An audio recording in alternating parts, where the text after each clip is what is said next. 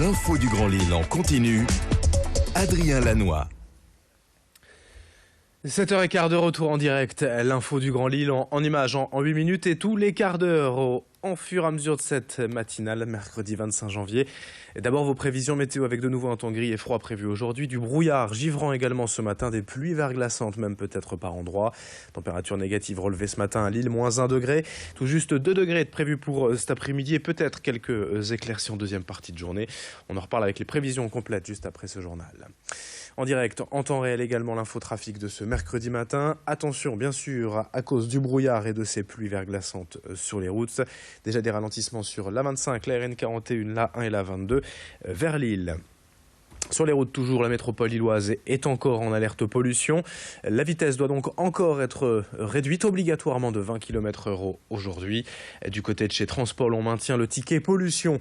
Cette mesure, je vous rappelle, permet à tous de voyager avec les transports en commun en illimité toute la journée au prix d'un seul ticket unitaire à 1,60 €. Mais cette pollution chronique et continue engendre tout de même une problématique de santé publique pour les habitants de la métropole lilloise, notamment les personnes sensibles et les asthmatiques.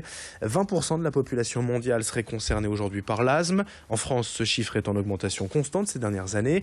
Il est donc important pour les personnes vulnérables d'adopter les bons gestes, d'autant plus qu'à la pollution s'ajoute ce contexte de grippe et de bronchite. Il y a donc un risque de surinfection. Quelques conseils donc: éviter de sortir aux heures de pointe, ne pas pratiquer d'activité physique intense et consulter son médecin en cas de pic de pollution pour adapter son traitement. Les explications de ce phénomène et les risques encourus tout à l'heure à 7h30 avec un médecin sur Grand Lille TV. L'actualité du jour aussi, bien sûr, les chiffres du chômage en baisse en 2016, en France, dans la région et dans le Nord.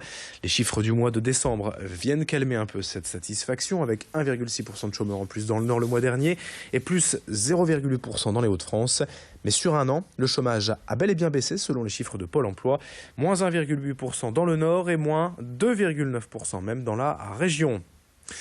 Dans ce journal également, le grand angle de la rédaction à propos du froid aujourd'hui et des actions de la protection civile pour aider les sans-abri à braver ces températures.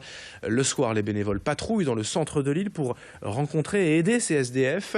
Ils leur distribuent des boissons chaudes, des couvertures, mais peuvent aussi les amener dans les lieux où ils peuvent dormir. Une maraude suivie lundi soir par Vincent Vieillard. Il est 20h près de la gare Lille-Flandre et 3 bénévoles de la protection civile vont commencer leur maraude. Jordan, Léa et Anaïs ont pris leur service à 19h et vont patrouiller dans l'île jusqu'à 23h30. Première étape, la gare. Dans les rues, la température est en dessous de 0, mais dans les couloirs, il fait quelques degrés de plus. Et c'est souvent là que la protection civile va rencontrer les plus démunis. On intervient toujours à minima à 2, voire 3. Une équipe qui est toujours mixte. Pour la prise en charge des sans-abri, il faut qu'on ait un abord détendu, un abord à la même hauteur que la personne, ce qui nous permet de se mettre au même niveau qu'elle. On n'est pas là pour la dévaloriser, bien au contraire. C'est toute une action de communication, c'est l'intonation de voix, c'est comment les rencontrer, les saluer aussi. C'est pas parce que c'est des sans-domicile qui sont pas forcément propres sur eux, etc. Donc il faut pas avoir peur de leur dire bonjour, leur dire au revoir. Être poli, et en général la plupart nous le rendent bien. Les gens reconnaissent que on est utile et que cette chaleur humaine entre guillemets de temps en temps ça leur fait aussi du bien. À ceux qui le souhaitent, ils vont apporter des boissons chaudes, de quoi manger, des couvertures et des vêtements chauds. Ils vont aussi leur proposer de les amener vers des structures qui peuvent les accueillir la nuit. C'est des journées qui sont très aléatoires. On peut avoir beaucoup de demandes comme on peut en avoir très peu. Les personnes sans abri ont tendance à beaucoup bouger dans les lieux dans lesquels ils se mettent. À nous d'aller à la rencontre de ces gens-là, d'essayer de se familiariser aussi avec eux pour pouvoir les approcher et pouvoir aller régulièrement à leur rencontre. Une fois sortis de la gare, l'équipe patrouille dans les rues grâce à leur camion. Rue de Béthune, le véhicule s'arrête au niveau de 2 personnes. Alexandre est dans la rue depuis 4 mois. Avant, j'étais un petit con, j'allais en prison. Je volais. Ma grand-mère est décédée et je me suis retrouvé sans personne, donc voilà. Et comme je veux plus aller en prison, pas le choix. Tu dors où ce soir? Je sais pas. Pas très bavard, le jeune homme est en tout cas très reconnaissant envers l'équipe de la protection civile. Ça fait du bien, ça fait plaisir, ça fait chaud au cœur. Au moins on voit qu'il y a des gens encore généreux. Malheureusement pour Alexandre et son ami, il n'y a plus de place disponible dans les centres d'accueil pour ce soir dans la métropole lilloise. En tout, Jordan, Anaïs et Léa auront aidé à 6 personnes qui dormaient dehors à se réchauffer jusqu'à la fin de leur service à 23h30. Autre information aujourd'hui, en bref, la ville de Lambersart et son maire, les Républicains Marc-Philippe Daubresse, visés par une plainte pour détournement de fonds publics. En cause, 2 séminaires pour les élus locaux facturés à l'ANDL, dépendant des Républicains, mais sans que cette officine n'interviennent réellement. À l'origine de cette plainte, il y a encore Éric Darc, ancien élu UMP de Lambersart, président de l'association Anticorps et coutumier de ces procédures. En réponse, le maire Marc-Philippe Daubresse dénonce ces accusations et évoque la possibilité de porter plainte lui aussi pour diffamation. Dans un autre registre, la chaîne américaine de burgers Five Guys va bientôt s'installer à Lille.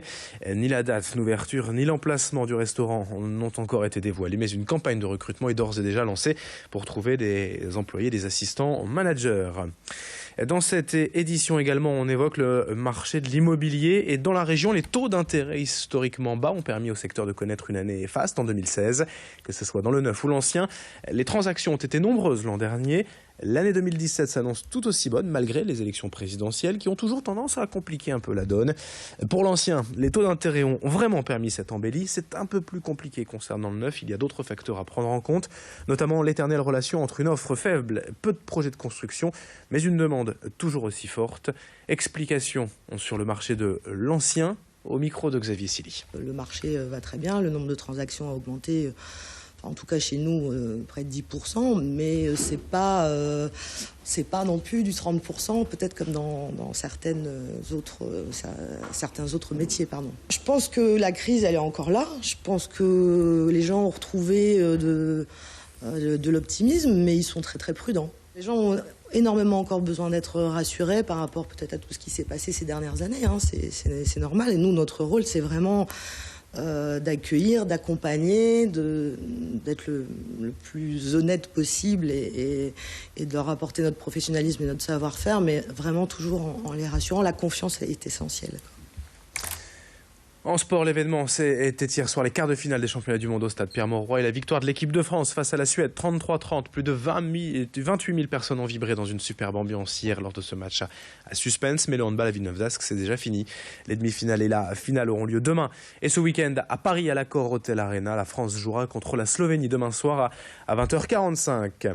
Fin de cette édition, mercredi 25 janvier, 7h22. Dans un instant, vos prévisions météo et l'infotrafic.